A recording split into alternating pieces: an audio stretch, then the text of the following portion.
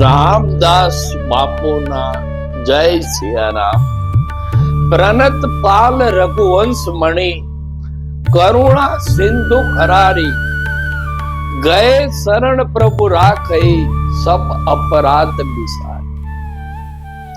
તુલસીદાસ કહે છે રઘુવંશ મણી એટલે કે ભગવાન રામ એટલા બધા કૃપાળુ અને દયાળુ છે કે તમે ગમે તેવા પાપ કર્યા હશે, ગમે તેવા કર્મો કર્યા હશે, ભૂલથી થયા હશે, કોઈ ઈરાદા પૂર્વક થયા હશે, પણ એક વખત જો હરિના શરણમાં જતા રહેશો તો તમારા લાખો પાપોને ભૂલીને પણ રઘુવંશ મણી રામ તમારો ઉદ્ધાર કરશે।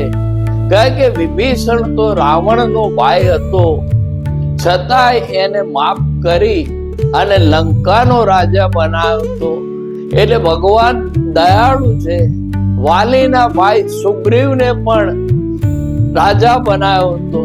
એટલે રઘુવંશ મણી કૃપા સિંધુ છે, દયાળુ છે, પણ સવાલ માત્ર એ છે કે આપણી શ્રદ્ધા વિશ્વાસ કેટલો છે એ અગત્યનું।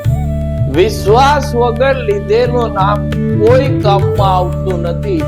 એટલે પહેલા તો શ્રદ્ધા કેળવતા પહેલા વિશ્વાસ કેળવો કે જે થશે એ મારા પ્રભુ કરશે અને મારા પ્રભુ જે કરશે એ મારા હિતમાં જ હશે। રામદાસ બાપુના જય સિયારામ।